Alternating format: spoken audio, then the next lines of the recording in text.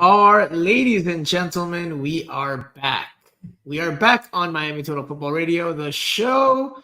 It's just two of us before the marquee midweek matchup between Inter Miami and Monterrey, the high-profile game. Of course, we're going to talk about that. As you can see, Andrea Llanes, aka Aki Sita, is joining me on this week's pod to, of course, preview the game and talk recent Inter Miami news, because we didn't have a show last week. Andrea and Jose Armando, our other co-host, were busy with tennis. Boo! But they were busy with tennis.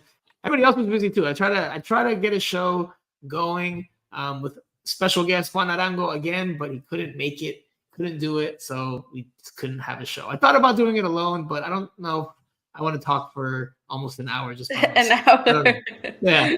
A monologue. Who knows? Exactly. No, I didn't think that would be fun, so I avoided that. But we'll catch up on everything that's happened in the last couple of weeks, and of course, Lionel Messi and whether he will play tomorrow night and how long we think he will play for, if at all. So before we get into all of that, Andreita, how are you doing today? Good. I'm good. I'm happy to be back. I'm a little tired still because the tennis ended. And if you don't know, tennis is 2 weeks. So it's 2 weeks of hard work, long nights, long days. And the tennis ended on Sunday. And then on Monday, we had to get going again with Inter Miami, and today and tomorrow. So it's been a little bit hectic. I'm a little sick. But I'm here. I'm good, and I'm happy to be back to talk about Inter Miami and to be back on the podcast and talk about a little bit about everything and give people an insight, because I wanted to start these shows saying that Here we go. there are still a couple of tickets.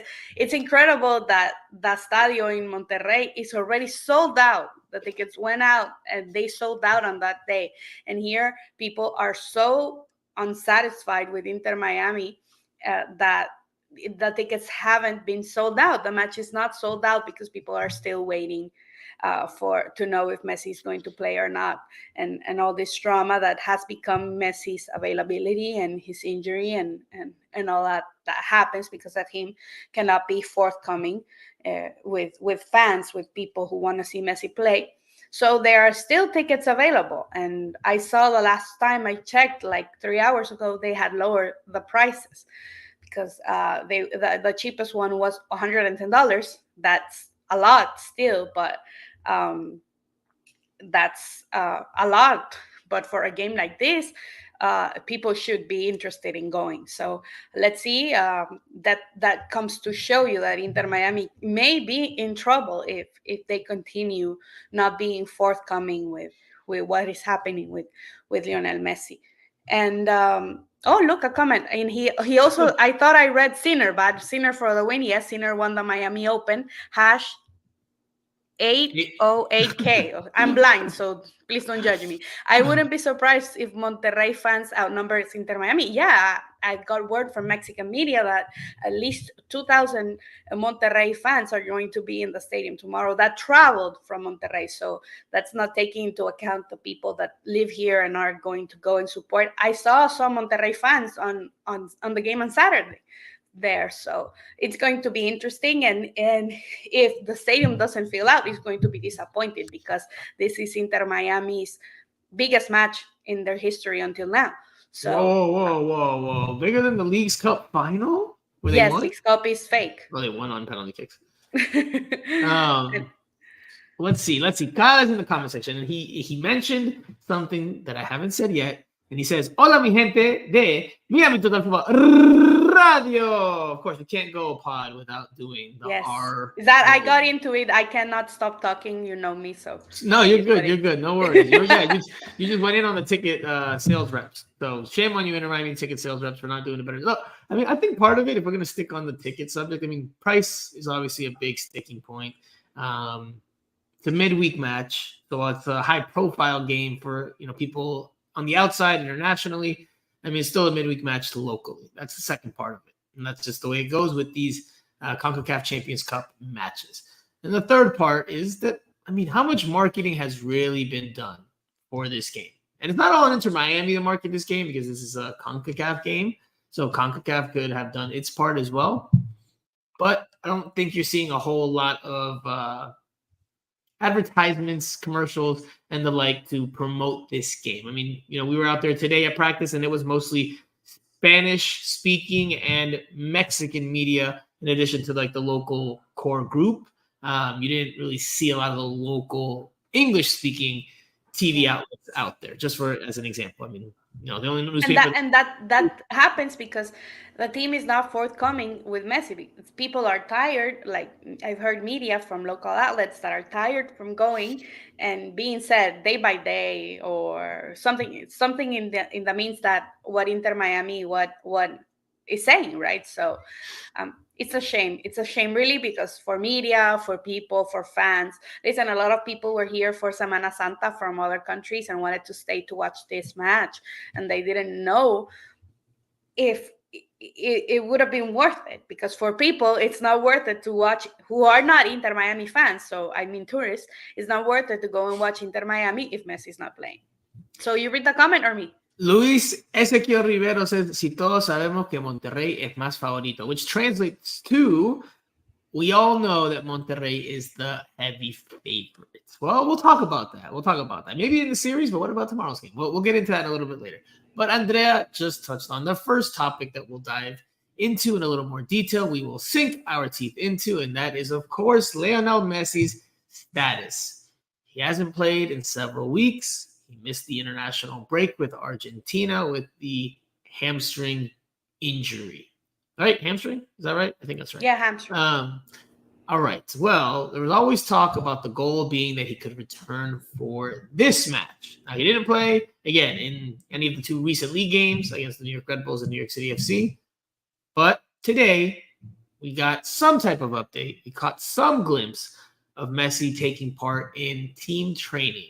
Because we had seen him doing running drills by himself in the last couple of weeks, but we hadn't seen him touch a ball with his teammates at practice until today. And it was very brief. We're only going to share a brief clip because the imagery is not that riveting, but all the same, here's your visual, here's your clip. Aquí está tu video of Lionel Messi taking part in some portion of team practice today.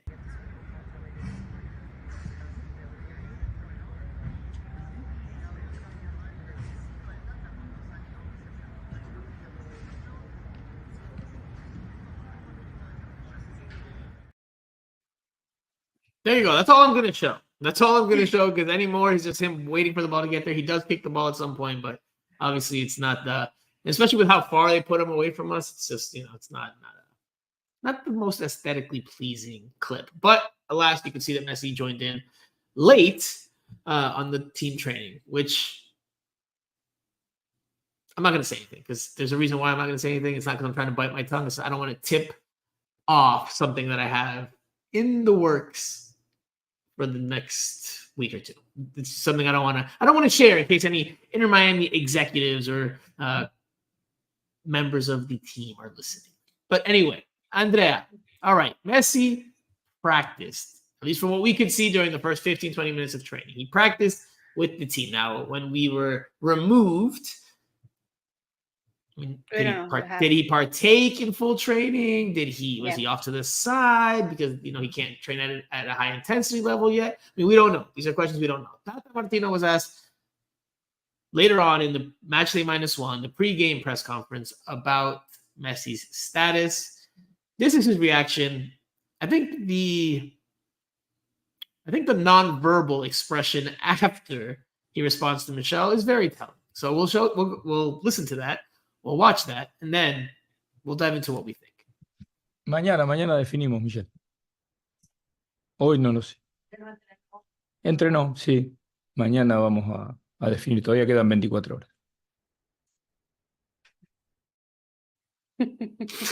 A very big grin from Tata Martino there as he plays coy and knows that we know that he has the answer. He's just not giving it to us. So for those of you that don't speak Spanish or don't understand Spanish, Tata Martino said that it will be decided tomorrow. Michelle Kaufman, our friend at the Miami Herald, followed up by asking him if Messi trained today. And Tata Martino said, yes, he did train. Didn't go into details of how he trained, But he said he trained and that the decision will be made tomorrow because they don't know yet as of today. And he smiles with the big grin. Luis Suarez also ends up looking at him and smiling as well, which to me says a whole lot. Maybe to you it does not. Andrea, what do we make of all of this? Does Lionel Messi play? Let's do it that very quickly. Does Lionel Messi play? Yes or no? I think it depends. I think it depends Okay. on how the game goes. I don't think he's going to be a starter, to tell you the truth. I think Tata Martino could bring him in if the game is close. And I don't think they're going to use him if Monterrey is winning already. Like, for example, the two games that are playing, they are now at the same time. America is already winning at the 20th minute with a goal from Henry Martin, and Tigres is also winning with a goal from Pierre Guignac. So if that happens tomorrow with Inter Miami, I don't see why Tata has to risk him, because another tidbit that he said in the media was that this is the most important game of our season, but no quiero arriesgar toda la temporada por apurarlo. So that means that he doesn't want to risk Messi for the rest of the season just to push him to play this game. So for me, that tells you a lot. So I don't expect Messi to start tomorrow, but I could see him bringing him if they need him, like in the 60th, 70th minute. I don't know how many minutes, because listen, we cover the team every day. We go to every practice, but we haven't been able to determine the exact status or exact timeline of Messi's injury. So we haven't gotten an official injury report from a doctor, or we've just gotten hamstring. That's all that we've gotten, the same as people that go there. So I don't think, putting everything into context, what Tata said in the press conference today, I don't think he's playing tomorrow. And I also think what Luis Suarez said, you can think and you can llegar a la conclusión that he's not at least starting tomorrow. But if the game is close, like if they get to the 70th minute without losing, then I can see him coming in for the last 20 minutes, for the last 25 minutes. That is just my personal opinion. And because for me, if he was ready, Tata would have said he's ready. What do you have, though? What do you have? Because the tickets the stadium is not sold out, so they need to sell tickets. So it's not just about tickets, especially not for Tata. Tata is more of a, on the field. I understand that, but he knows, Tata knows, and he said it today. This is the most important match. This brings, if they get to the final, if they win this tournament, it gets them millions of dollars. It gets them to the Club World Cup. So he knows what he's playing. So for me, him not being forthcoming tells you a lot, that Messi is still not 100% and it's not ready. And I think Tata doesn't want what happened last year when he brought him in against Toronto, because he hadn't played a lot of MLS games and he got re-injured in that game. So it has to be a difficult decision, because from what we've seen, we have not seen a complete training, but Messi, from what we saw and we have seen from last week, Messi would not be ready to play this level of a match from what we have seen him do. So I will. The best thing, we don't see the rest of the practice. We don't know if he's practicing or not, right? Yeah. I haven't been able to get through to my sources to find out if he's been practicing. So it's been tight-lipped. It's been tight-lipped. But hold on. I will say this. I was surprised by that take.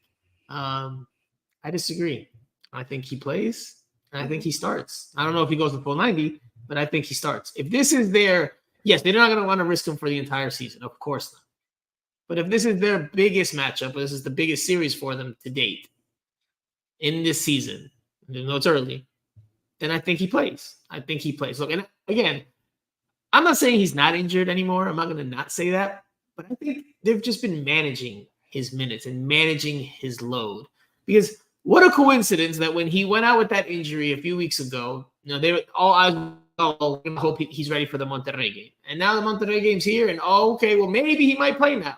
Where all the other weeks he was like, all right, he's ruled out. That's it. He's not playing. Like, now it's like, oh, well, maybe he might play. Like, I get that Miami's trying to get a sporting advantage by not disclosing if Messi's going to play or not, because then Monterrey has to either playing for him or playing without him, they can't dedicate the same type of energy and effort into one game plan if they don't know. So I get why they're doing it, but I think the smile is telling. Like, there's no way that Tata Martino can sit there and say, we don't know yet. Like, yes, you do know. There's no, like, what, tomorrow he's going to wake up and feel 100% better and he's going to be like, okay, yes, I can play. No, they know what they're doing with him.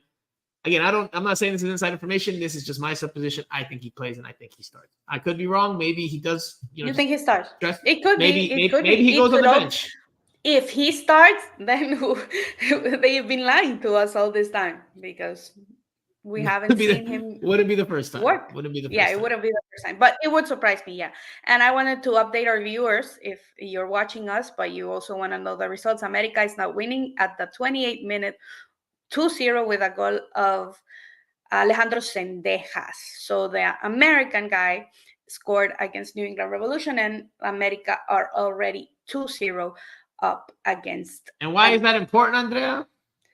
Because these are the rivals against which Inter Miami would have to play if they advance. They would have to play the other team that is playing now, who are also winning, but they are still 1-0, which is Tigres de Monterrey, and they are winning, as I say, with a goal from Gignac. That's a matchup I would love to see, Tigres against Inter Miami. But first they had to pass against Monterrey and the good team that they have. We're gonna talk about that. We're gonna talk about football. We're gonna talk about what possibilities do we think Inter Miami has. I think there are two type of possibilities. One when Messi plays and one without Messi. So I think if Messi doesn't play, they don't win. They're gonna lose 3-0. 3-0, Andrea. Oh my gosh. Yes. Oh my goodness, Andrea, you've had some very pessimistic takes this year, and then they've all proved, like, a lot of them have proven to go the other way for you. So, I mean, yeah, if it's actually, you might be a good luck charm for Inter Miami because you constantly say Orlando is going to be the toughest team they played early in the season. They got smacked 5-0. Yeah, but I didn't say that they were going to lose. You said that they would not. They said they would not get past Nashville in the last round of the CONCACAF Champions Cup, and they got past Nashville. See, come on, Andrea. Very. But the comment section is alive. It's alive today. It's very alive. Gabe P305 says, "Aunque perdamos," which means even if we lose, if he's not ready, he shouldn't play. We have 90 minutes after. He can make 3 to 5 goals in 90 minutes. Well, that's a lot of goals to expect from Messi. Gabe P in one game that's going to be decisive in the second leg next week. Porfirio Munoz says, "Wow, the conspiracy theories abound. They must all be lying, just like Messi was lying because he wanted to play for Argentina, right?" Hey, look, that was our supposition. He didn't play for Argentina, but I still think there's more to this. They have still lied. I don't know. Right, there's more to this. They have still lied. They spent all the year last year lying. There's still more than meets the eye here. Right? They know if he's injured, how long he's going to be injured for. Again, to me, I think they're just managing his load because he's not a young pup anymore. He can't play every game. They have to manage his minutes, manage his appearances, save him for the more important games and stretches. I think it's going to be the case throughout the course of this year. I think you're going to see Messi miss out on a lot of probably regular season. Wow. I remember when we said that with Jose on the first podcast and you said we were crazy, but you see how the tables turn like Michael Scott in the office. Michael Scott. Oh, look how the turntables have turned. All right. So, well, let's see. All right. So, thanks for everyone for sending their comments. We love to read them. We love you guys participating on the show. And we love to hear what you think about our opinions and our reporting also, because listen, we have to say it as we see it. We saw Messi, but what we saw today, he was with his teammates, but what we saw today is not considered full training. But we didn't see, but we don't know. But we don't know what happened after. That's the problem. Yeah, exactly. That's what I'm saying. So we have the responsibility to tell people that we didn't see him train fully. He was in a rondo with his teammates, but we didn't see him touch a football in a tactical setting or in a running settings or something. We didn't see him do. Steve Munoz says, "Andrea, I hope they all prayed a ton during Semana Santa," which was this past week, because Inter Miami will need it for tomorrow's match. Yeah, Semana Santa. Like Semana Santa? Like it's the week leading up to Easter. Holy Week, yeah. Holy Week, is that what? I don't know. Yeah, Holy Week. So and that's what I'm saying, because for me it's two different matches if Messi is available to play the 90 minutes and if Messi is not available to play. Good context here, Andrea. Luis Ezequiel Rivero says, ojalá que Messi pueda jugar porque desde Argentina dicen que entra segundo tiempo. If there are reports out of Argentina saying that he's going to play second half, then it depends who it's coming from, but if it's from one of the brothers, then yeah, it's likely going to be the case. So. Yeah, and so that's a whole game for Inter Miami to miss Messi, and that's the problem, because what we saw against New York City FC, if we see that against Monterrey, they're gonna be losing like New England Revolution is losing right now, and it's gonna be it could get bad because Monterrey is a team that plays good football. They were unbeaten. They lost their first game against Chivas this past weekend, and they lost that game. They lost, but they had two players sent off after the 48th minute, so they lost 2-0. But it's a team that's one of the strongest teams in Mexico, and it's going to be a tough bill for Inter Miami if they don't have Messi, because even with Suarez, even with Alba, and even with Sergio Busquets, we have seen deficiencies in this team. We saw the new guy Marcelo come in New York. I think he did okay, but another important player that we didn't get an update, it's Nicolas Freire. Tata said the same, that with Nicolas Freire to wait and see for tomorrow if he could play. So that changes a lot. If Nicolas Freire is not available, then you have Sergi Christoph already missing, and you would have to play Tomás Avilés and Nicolas Freire, who have not been as good as a pairing when they play with a back four. And if not, you will. If Tata decides to go with a back five, then you will have a center back that is going to be Noah Allen or Ryan Saylor playing a match like this against an opponent like Monterrey. That probably would be a problem for Inter Miami. So it's a tough build for Tata Martino, and I think he knows it. That's why he didn't reveal if Freire was available or if Messi was available, because for me, it's telling that they can tell you Sergi Christoph is out between, we don't know why. We know he's injured, but we don't know his timeline. We don't know exactly when he will be back. But with Christoph, he said he's out. But with Nicolas Freire and with Messi, he said, okay, we will have to wait. And for me, Nicolas Freire missing would be another clavo on Inter Miami's box. I don't know how to say it in English, but it would be another problem for Inter Miami. Thanks 721 says Andrea has a Monterrey jersey. No, I don't have a Mexican team. I don't have a Mexican team, but I have seen them play, and listen, the level is just they have better rosters than what MLS has to offer. So let's listen to that. Listen to that from Luis Suarez. Luis Suarez talked about tomorrow's matchup in more detail about what type of match he expects and Inter Miami expect on Wednesday night. Bueno, obviamente que estos son los partidos que a uno le gusta jugar, que el equipo tiene que demostrar para qué está. Es un partido clave mañana. No nos gana, no vale solo con tener nombre de jugadores, sino que hay que demostrarlo dentro de la cancha. Y nuestra actitud va a ser demostrarlo dentro de la cancha en 180 minutos, que el que pase será el mejor dentro de la cancha. No hay que dejarse llevar por nada de lo afuera, sino que lo que hagamos nosotros dentro es lo que va a valer. Y bueno, después contra un rival tan poderoso como lo es Monterrey, que tiene jugadores de grandísima calidad, y que un lindo desafío para nosotros, para los compañeros y para ver para qué está Inter esta temporada. Yeah, exactly. Para ver qué está Inter Miami esta temporada. To see what Inter Miami we've been saying since the season started. Yeah. It's definitely the biggest matchup to date in the season. It's going to be a big matchup. Monterrey's full of attacking talent. Inter Miami's defense will have to be very, very good tomorrow. The attack's going to have to do its part, of course, to get a goal, get a couple goals, and try to stay in this one. But if the defense doesn't do its part, then, the series could end tomorrow. If it's a bad game from Inter Miami defensively, the series could be over, especially with the away goals coming into play. But We'll see. We'll see. What approach do you think Tata Martino has? Is it going to be the same blow for blow, try to come out and do at home, possession-based attack? Is that what we're going to see from Inter Miami tomorrow? Nope, I lost Andrea. And now you guys just see me with a split screen. As she was exhaling. Look at this. What's going on here? I got my face all split. Andrea lost Wi-Fi or lost signal. And now I got to figure this out. So you guys, oh, she's back. Hold on. Andrea, we lost you there. What happened? Connection, yeah.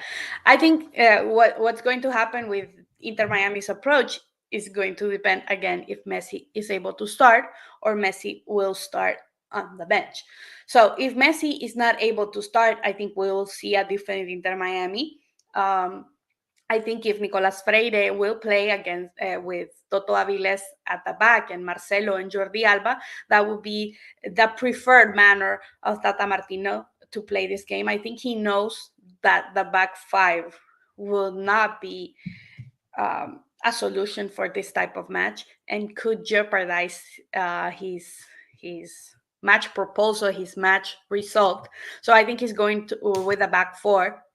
And I think if Nicolas Freire doesn't play, we could see something like we saw on Saturday, of him bringing an experienced player as Sergio Busquets to play as a center back, just because he would trust him more than what Ryan Saylor and Noah Allen that are the ones that would be available to partner with Thomas Aviles. So taking that into account, I think we'll see Julian Gressel again. We'll see Diego Gomez, of course, and I think we'll see Luis Suarez with Robert Taylor. But if Messi is available, then you have Lionel Messi instead of Robert Taylor, and then you'll have the midfield with Diego Gomez, Julian Gressel, and Sergio Busquets, and Nicolas Freire making a center back pair with Thomas Aviles. But it depends a lot on if Messi is available or not, because it shifts everything. You said 3-0. You said, well, what? Okay, you said 3-0. They will lose 3-0 if Messi doesn't play. If Messi, well, Messi might play the second half, right? So if Messi plays the second half, as you suspect, then what happens? What's the score there? I think they tie if Messi plays. I think they tie. Okay. All right. They tie. And just to update everyone, Columbus Crew just equalized with a goal from Diego Rossi at the 43rd minute. So that's, if Inter Miami advances, that's the rival that they would have. They are tied 1-1, Columbus and Tigres. So just to update I'm going to say, regardless of if Messi starts or if he comes off the bench, because I said he would start, but if he comes off the bench, if that's what's being reported in Argentina, then I say a 2-2 draw. Either way, I see a 2-2 draw, which is not Inter Miami's to place Inter Miami's strengths there, because then they would have given up 2 away goals and they're going to have to go to Monterrey and at least find 1 while not giving up any. It makes it for a challenging away leg. So 2-2 draw, not the worst result, but I don't think it's going to be the best result. I think there's going to be goals tomorrow for sure. Monterrey has attacking power. We know how MLS teams are built, and defensively, they're not as strong. There's not as much money invested at the back as there is in the front. So I think there's going to be goals for Monterrey, but I do think Inter Miami at home, with the talent that they have, I think they will be able to score. They will be able to find a way. I think especially the Cuatro Fantásticos, the Fantastic Four, Messi, Suarez, Busquets, Jordi Alba, I think those 4 will step up. It's a big game, and their careers have been full of big games. They know how to rise to the occasion in these moments, so I fully expect them to do so tomorrow. 2-2. And we get some predictions in the comment section. Kala says 2-1 Rayados. Tony X says, I can't see Miami having a clean sheet. Tank 721 says yellow card for Franco. There's also Tank 721 also gave yellow cards to Akisita. It's a lot of yellow cards for us. Cuervo Miami says if Inter Miami keeps a clean sheet at home, it's a win. But there's no way they're keeping it. Very difficult. It's going to be very difficult. And listen, even if I was talking about Freire, even if Freire comes in, he has not played how many matches, so he will not have rhythm. He's going to be slow. He's going to be, and with a team as Monterrey, that their power is not just their attackers, but their midfielders. Sergio Canales can score from large range. as experimented as Jordi Alba and Sergio Busquets, played at the highest level. He's a great player. So you got that. And then they even have the luxury, Monterrey, to have a man like Tecatito Corona to sit on the bench and to come as a sub. So that's what Inter Miami's defense is going to be dealing with. And listen, I think in the Monterrey, we'll have a lot of free possibilities in with corners, with something that's something that Inter Miami has struggled, and they showed it against New York City FC with the goal with New York City FC. That was the last thing that we saw from this team. So we saw that how Jordi Alba left that open. And I can tell you that Dan Ortiz is looking at that and is looking to take advantage from that. And the problem is that he has the players, not only Brandon Vasquez, Berterame, and Sergio Canales, but he has the players, and he has the players starting and on the bench. So impressive knowledge from Andrea Llanes there. Impressive knowledge. It's going to be very difficult. I told you at the beginning. Are you sure you don't have a Monterrey jersey? This is our turn. No. If I would have chosen a team from Mexico, I don't like Mexican teams because they almost always win against Honduran teams. Shocking. But just one time. Almost anybody beats Honduran teams these days. When Olympia, please, at least Honduran teams have won this tournament, right? Cuervo Miami says 1-0 Inter Miami. That, imagine, it could be a free throw, a Messi's free throw, something like Tank that. 721 says 4-1 Inter Miami, which I don't think. I think Tank 721 has been having some cocktails tonight or something. He went from Semana Santa and had too much to drink, to party because too much red wine. He's still been sipping on the leftover red wine. All right. Well, before we put a bow on this matchup, right? Because the approach is going to be important. There's you touched on it. You think they're going to play a back four. I agree with you. I think they'll play a back four, especially with Chelo, Marcelo. I can't even pronounce his last name yet. I don't even try. I call him Marcelo or Chelo. Chelo. We just call him Chelo. The new right back. El nuevo lateral derecho. He talked about, well, to your question, actually, which we're going to listen to here in a moment. You asked him a good question in his introductory press conference on Monday, even though he already played. His introductory press conference came after, 2 days later. And he talked about Nicolas Figal, who was his teammate at Boca Juniors, giving him good reviews about Inter Miami. Nicolas Figal obviously played here for a few seasons. And then he talks about his conversations with Tata. And in there, he reveals that Tata, I'm paraphrasing before we watch the video, Tata asked him or wants him to play in a back four. No mention of a back five. I'm sure at some point you'll see Chelo play in the back five, but it sounds like the back four is the primary option now that they have an actual right back. So this is what Chelo said on Monday, yesterday. Bueno, la verdad que con Nico Figal hemos hablado, tuvimos una linda conversación, me dijo que el club era maravilloso, que venga a competir, que dé el máximo de mí, como lo hago siempre, y que disfrute, que es un club muy bonito y que quiere lograr grandes cosas. Y después con el Tata, la verdad que me hicieron una linda bienvenida, igual que mis compañeros, todo hermoso. Y bueno, me comunicó que quería jugar con línea de 4, le dije que estaba bien y que yo estoy a las órdenes de él y lo que él decida para mí siempre va a estar bien. Yeah. Buenas preguntas, Andrea. Good questions. Good questions. Well, yes. So I think back four. A back four. And it would be suicide to play with a back five, as I said already. They don't have the manpower to play with especially with the center backs. The center backs kind of in question and who's going to play and who's not going to play. So I think it's a back four. I mean, if you want to predict a lineup, let's predict the lineup. Let's wrap it up with that. Straight calendar, right, is going to be in. Yeah. All right. Chelo will be the right back. We got to learn his last name. Chelo will be the right back. Weigandt. By the way, Tracker in the comment section says hello a todos. So a late entry here, Tracker. All right, Weigandt at right back, aka Chelo. The right center back will be Thomas Aviles. Aviles, yes. Aviles. Okay, we're banking on Aviles playing. The left center back will be Freire, if he's available. Nicolas Freire. I agree. Nicolas Freire. I think they both play.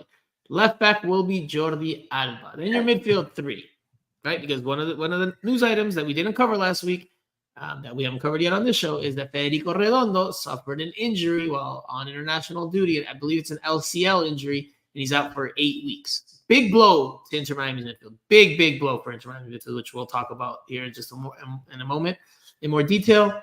Who will be the midfield three?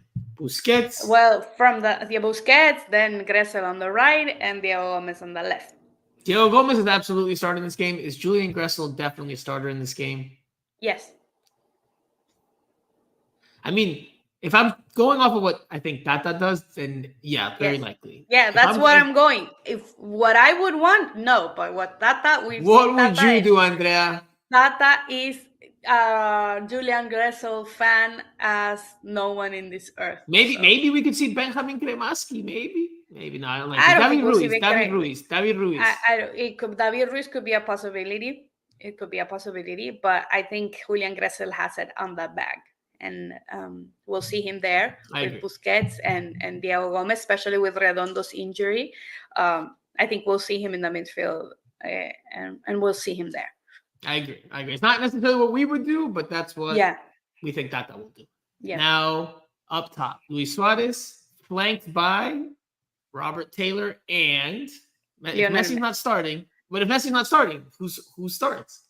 If Messi's not starting, I think we could see. It's going to be hard. I don't think we'll see Campana start this game.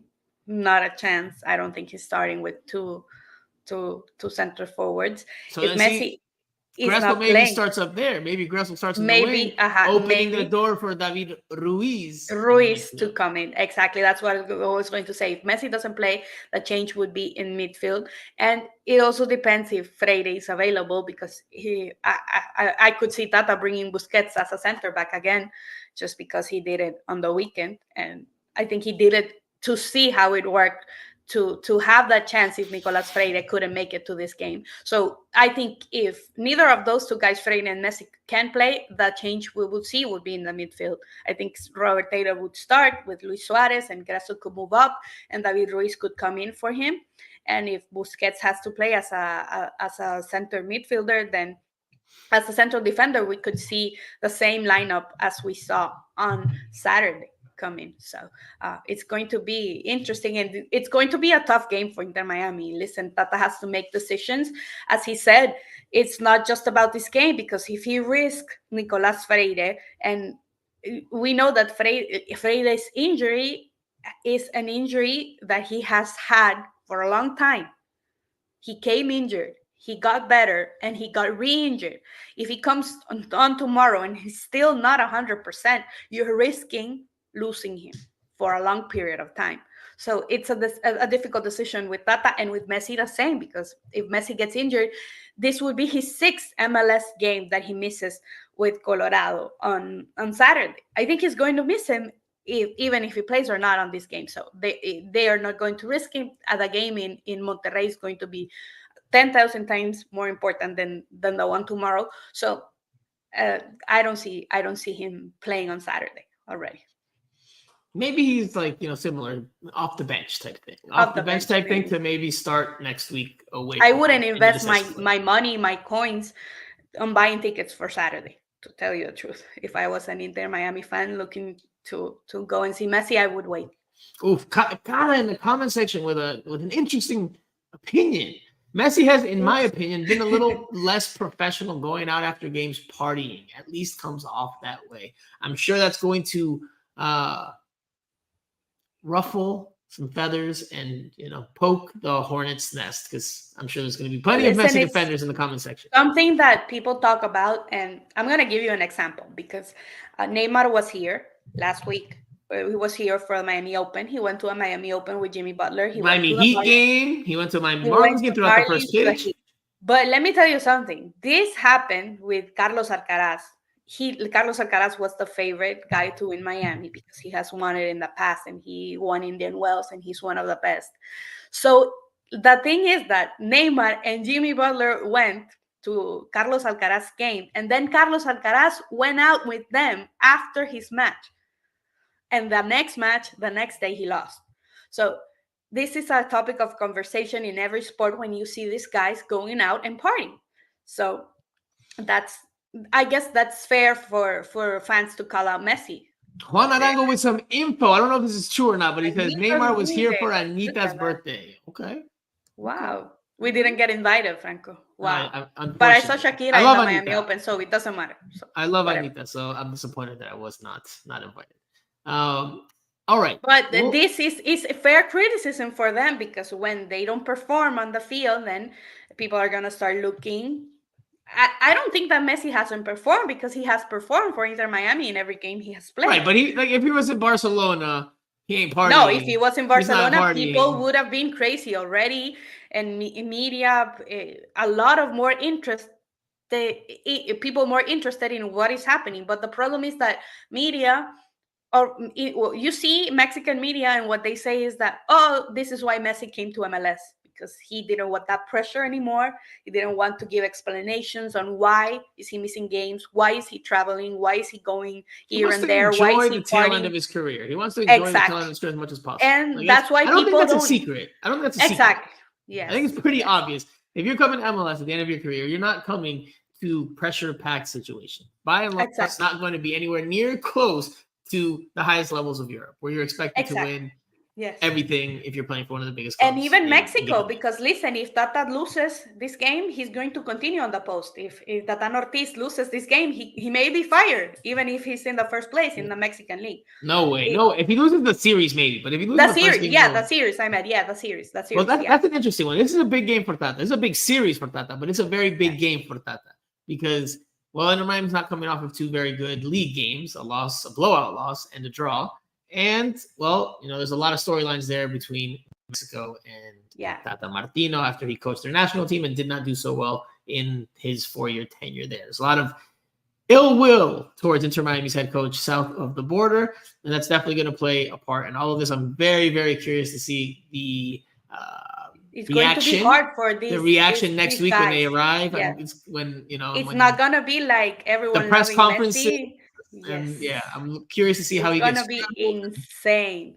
Like for guys even like Drake Calendar, that Drake has been with the national team already. Team Drake since the first day. Oh, Tracker is. I assume Franco parties it up, but he's still performing like a beast. Yeah, Franco is one of a kind. He's still performing. He's still going to practice at 8 a.m. in the morning after a night of partying. Who knows that Messi can do that, but Franco can. Ronaldinho could, so it is what it is. Hey, if you want to compare to Ronaldinho, I'll take that. I love me some Dino. I love me some Dino. Right? That's the life. But even for Drake Calendar, as I was saying, he won the Nations League, but he has not been to play outside of this country. It's going to be the first time. People are going to start yelling the grito homofóbico that everyone knows that they scream back in Mexico and in Central America. They're gonna yell another lot of things for these guys, young guys, David Ruiz and all the young guys in the team are going to be. We'll get there. Next week we will have a pod to talk about all of these elements. Francisco Garcia says sleeping and resting are key for recovery. I guess that's why he doesn't train, right, Messi? Because he's resting to recover. Matthew says, Arriba Peru. All right, Matthew. Yeah. Good for you. Kyle says, ¿Cómo posible? That's right, ¿Cómo posible? We needed a ¿Cómo posible on this week's pod. It's been a couple of weeks since we had a ¿Cómo posible. So thank you for that. All right, let's put a bow on the Monterrey game. And let's just quickly recap the last two matches for Inter Miami. Because, we're all encompassing here, and we didn't have a show last week, and I'm just a stickler for being as thorough as freaking possible, even if it's tedious. So Inter Miami in the last two league games without Messi, well, they suffered a blowout loss against the New York Red Bulls, and they tied at home. That loss was on the road at Red Bull Arena, and then they tied at home against New York City FC 1-1 at Chase Stadium this past weekend. Andrea, we're not going to dive into each game and all the nooks and crannies. I'm just going to ask you your overall biggest takeaways from this set of matches against the New York teams. What is your biggest takeaway from these two games? Well, to tell you the truth, that it's the same problem for this team since its inception. The defense is the weakest link on this team. And even though they brought a replacement for DeAndre Yedlin, he's still not settled for the league, and it's too much to ask of him to perform. We already know that Jordi Alba is going to have some mistakes. We saw it with New York, with especially this last game, that the goal came from his error. And I think that these two games reaffirmed me that Inter Miami is going to continue to have trouble until they fix their defense. I expected Inter Miami, even without Messi, to trash New York City FC, because New York City FC, if I spent last year talking about Toronto, wow, this year New York City FC is worse than Toronto last year, because Toronto had Insigne, they had a couple of good players still, but New York City doesn't have anything. And New York City was tough for Inter Miami, and they couldn't win even with Busquets, even with Luis Suarez, even with Jordi Alba. So that was kind of preoccupying to see, because this team is supposed to perform even if Messi is not there, because those three players are at a higher level, right? So that's concerning, and I think it was concerning for Tata Martino also. And the way that Luis Morgan played with the defense was tough to see. So I think it was tough to see that this team still struggles with the same thing they did with Phil, and historically with Diego Alonso, and with every coach that they have in their history. The defense is a problem. So I don't think I'd single out the defense from these two games. Like, if you want to just focus on the Red Bulls game, maybe. I mean, it's your opinion. My opinion would be like, yeah, the Red Bull games was terrible. 2 games together. If I'm taking bigger takeaways from that, I think it's just depth. Depth isn't necessarily what it's been made out to be. Mm-hmm. You know, Yeah, like, at MLS levels, we've said that the depth should be like amongst the best in the league. Now, this was the starting lineup against the New York Red Bulls. And it's going to be one of my other overarching teams, but I need to bring up the lineups. CJ Dos Santos in goal. It was a 5-3-2, so you had Robert Taylor and Jordi Alba as your wingbacks, Thomas Avilés, Sergi Christoph, and Noah Allen, the 3 center backs. Your midfield comprised of Julian Gressel, Sergio Busquets, Lawson Sunderland, and up top, Luis Suarez and Leonardo Campana. And Inter Miami got blown out of the water. Looked second best for much of the game. Didn't look all that into it, especially after the goal started raining down on them. Looked like they just had the wind sucked out of their sails. Perdieron toda la confianza, and it just, it wasn't a good game for them. And Tata Martino after the game said, very, very, I was surprised how blunt he was. That was our first conference. We haven't been able to talk Tata Martino to ask him about that press conference, because he was very telling. He said, games like this will have to make you reassess to what we're capable of this year, to just paraphrase. But Tata Martino did a feel like when Phil always liked to throw blame on players instead of himself. Tata Martino did a little bit of that in that game, because he said that he didn't see compromiso, and talking about that, the will to win. That was very telling on Tata Martino on that press conference. By the way, I have to sneak this in. Cuervo Miami says, Andrea is still waiting for Miami's heat and humidity to hurt Suarez. Because Andrea thought Suarez should be benched weeks ago. We were talking about this on Saturday, and I told you, and I said, Luis Suarez can't even walk straight on the field, but he has that. And I said it before the season starts. He's going to score 20 goals. I think I said 18 goals, right? But even on one foot, on one knee, Luis Suarez would score. He's going to score in this league. It's amazing. He hasn't lost that touch that he has, and what made him one of the best strikers in the world. Biggest takeaway. Mike V says biggest takeaway. Martino blows chunks. So a lot of criticism for Tata Martino after these 2 games.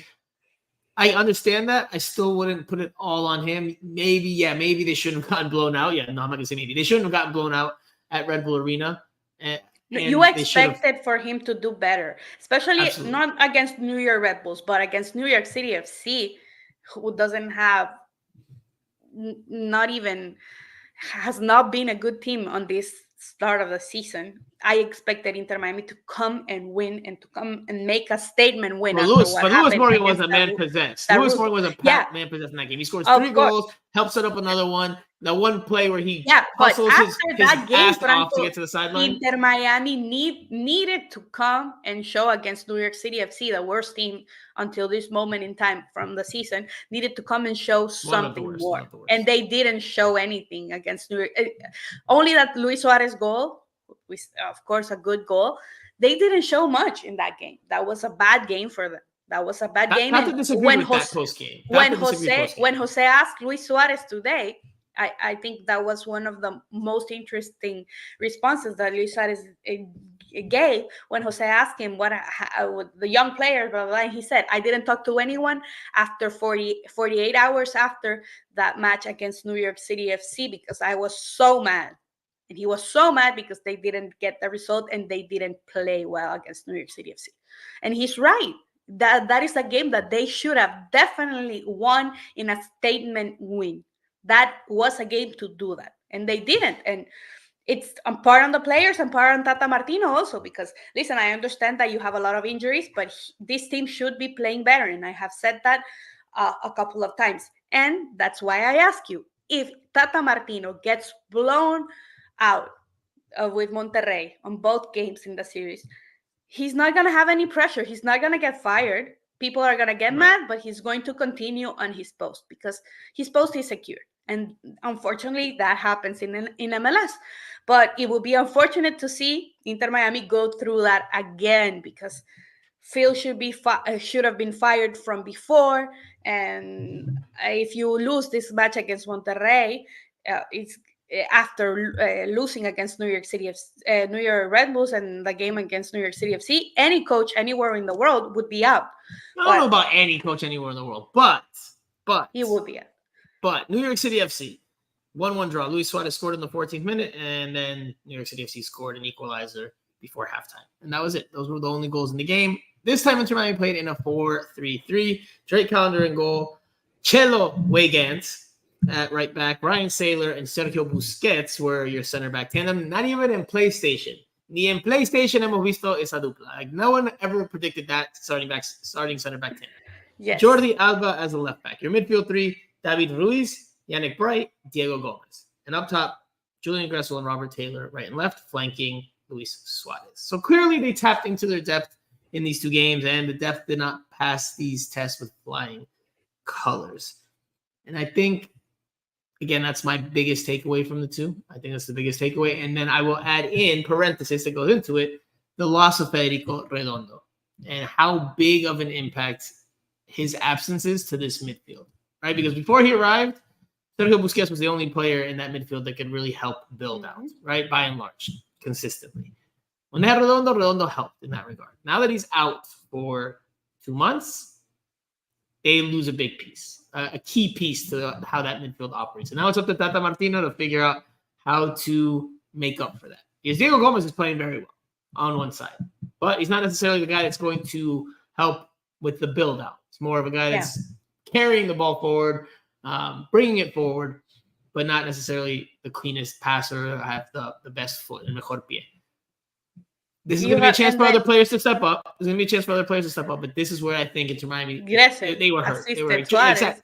And that's what I think. Julian Gressel, to me, I know it's still early in the season, but to me, he's been disappointing. He has not delivered. Now, I know he's played at right wing back. He's played in the midfield. He's played on the wing. He's played all over the place. Hasn't had a whole lot of room for consistency. It's clearly Tata Martino's engreído, the jack of all trades there. But I don't think he's performed well. And this is, again, going back to the depth point. You know, players that you need more from haven't been delivered. Now, again, Tata Martino's not short of criticism here. He's the one picking the players and the tactics, and I do think that there's room for criticism. I think some of it's a little bit much for this point in the year, but we could see tomorrow. Listen, if tomorrow Tata Martino comes out with the back five and Inter Miami gets trashed, he can say anything he wants about the players, but it would be all on him.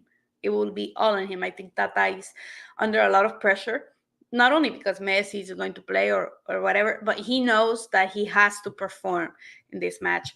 He knows this is the biggest match since he got here, even bigger than Leagues Cup final, because Leagues Cup it was the first time, it was the first title, but it's not the same. It's not the same competition. It's not the same money. It's not the same prestige. It doesn't get you to the Club World Cup. And Inter Miami vies to be there. That's why they brought Messi. That's why they want to be a global brand. So if you don't make that, it's going to be a huge, huge, huge dent on anything that they can make, even if they win MLS. With Jose, we had that discussion with you. Even if they win MLS, not winning the Champions Cup would be not good for them this season, because that's why they brought all these teams, these players, and the team is not performing. We could see something different against Monterrey. That's why I say Messi is Messi. Messi can win against anyone and can score against anyone. But with Messi in this point and his injury, I don't think it's enough to say that Inter Miami can go through. So it depends on Tata and what he does with the rest of the players. Tata has to have a very good. Either Messi has to pull out a rabbit out of his hat and do Messi magic, or Tata's going to have a very well-managed 2 games in series for Inter Miami. 100%. I don't see any other way. I don't see any other way for this team to advance. Exactly. So that's why I say he's under a lot of pressure, especially after what we saw against New York Red Bulls and what we saw against New York City FC. So it's going to be interesting to see. Let me tell you, tomorrow's game is going to be interesting to see. It's going to be fascinating for sure. Yeah, for sure. To analyze very quickly, and everything. To wrap up the show. 2 players I want to touch on a little more detail. Chelo, what do you think of his debut against New York City FC? It's obviously 1 game, so can't make sweeping analysis here, but just what do you think? He's an upgrade, right? I don't know if much an upgrade, but he did the same as DeAndre Yedlin was doing. No way. Yes. He has way more football to him, way more. I saw a player that, listen, maybe defensively he's a bit of a question mark as well. Like it's the same as Yedlin. No, but he has more football. No way. This is the first one I'm gonna hard disagree with you on this week's pod. Much better with the ball at his feet. Links up better. Se asocia mejor, right? He combines better.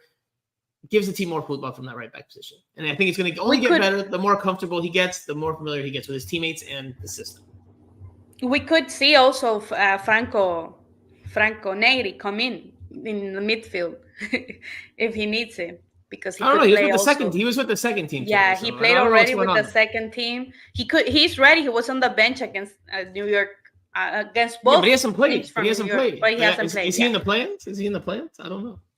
He could be, because listen, they don't have a complete roster for I'm talking longer term. Is he in the plans? I don't know if Franco Negri's in the plans. I don't know. We would have to see, but they kept him for a reason, and I think that's the reason, because he could come either to play for Jordi Alba or he could come to play in midfield. He's I like Franco Negri. I think he was one of the best players before he got injured for Inter Miami last year before Messi came. So I think he could. Franco Negri. Oh, Franco Negri. Okay, yes, true. I thought you said Ryan Saber. Oh, no, Ryan Saber. I was reading something in the comment section. But speaking of the comment section, Possum says coaching has to be nice ASF across 2 legs. Nice, and we did this with Juan Arango on the last pod. Nice as fuck. That's what it stands for. As fuck. All right. Now, one other player we'll talk on, and then we'll wrap up, is the news that came out today. Another signing for Inter Miami. Leo Afonso, the draft pick, was signed to a deal through the 2024 season. There are club options for 2025, 2026, and 2027. He was a bright spot off the bench. I like him against the New York Red Bulls. I didn't like him as much against New York City FC, but young player. He's shown some glimpses. Interesting option there off the bench, and clearly Inter Miami is like, all right, well, we like what we've seen in those glimpses. Let's keep him as an option there for the bench. So. Yeah, I think that was a good move. I liked him against the Red Bulls. He looked daring. He looked brave. He went forward. He tried to make things happen. He looked like he was trying to do something out there, showing his personality, which you like from a young player, especially in a game like that where everybody else is flat. Now it's about consistency. We'll see how it goes for him this year, but interesting signing. Off to I like him. I like him. I think Inter Miami needs these young players. They had signed David Ruiz and Benja last year. This year they have signed Yannick Bright and Afonso, and I think these players will be developing.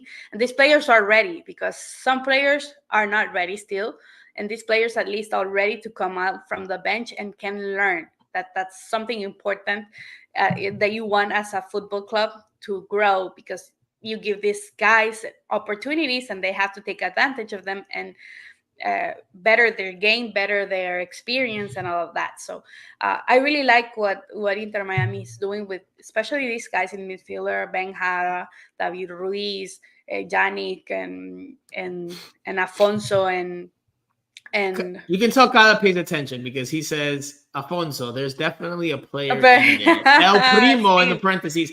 Yeah, man, that's a good throwback, because that's what Primo would always say. I mean, there's definitely a player in there. I think Phil Neville said something along those lines too. But all right. I think we can leave it there. Although there is one, we'll leave it with this. We won't go into it, but Leo Campana did not come off the bench in this last game, which I thought was interesting. Yeah, Leo Campana, I think he's not happy. He's not happy. And listen, he shouldn't be, because he's a young player. He wants to get into a national team, and 16-year-old Kendry Páez is getting called up, even with all the scandals of him going to a club before him, because he's not playing. He's not performing. He needs minutes if he wants to play Copa America, and he's not getting it from Inter Miami. And I don't think he will get it from now until Copa America, because he's clearly not high. Tata Martino is not high on Leo Campana. For me, that's clear.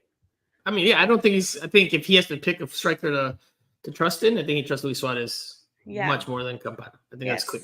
But anyway, all right, we'll see how that unfolds later in the year, later in the season. We'll leave it there for now. Guys, if you're tuning in and you're still around and you haven't already, or you're new, smash that like button, the subscribe, the bell, like, comment, share, everything, all of the above. If you're listening to this after the fact, or even, after the fact, on Spotify or Apple Podcasts, leave us a review as well. We're very close. I keep saying it, but we're not there yet. We're very close to the number we need to hit, especially on Apple Podcasts. So please continue to leave reviews. It could be one word. You can even say we suck. You can say we suck. AF. But just leave us a review. It helps us out tremendously. So we will leave it there. Tomorrow will be a very interesting game. Just to update people, so that people know America is still winning, and Inter Miami's rivals, if they go through tomorrow in the series, are still tied 1-1 Columbus Crew against Tigres. So something to watch out. We'll try to be back later this week, probably Thursday, if anything, but maybe Friday. But we'll try to be back between these next two games, because, of course, we're going to want to sink our teeth into this Monterrey match, however it plays out. We wanted to have a deep dive, deep analysis into it, and so maybe on Thursday we can do so. But no promises, because I know Andrea and Jose's schedules are very, very busy, as is Simon Evans, who has been missing for several weeks now. So, all right, we'll leave it there. For Andrea Llanes, a.k.a. Ajicita, who was not that Ajicita this week, or in this one, I am Franco Pinzo. You have been listening to or watching Miami Futbol Radio, the show. Enjoy the game on Wednesday, and we will talk to you guys, hopefully, later this week.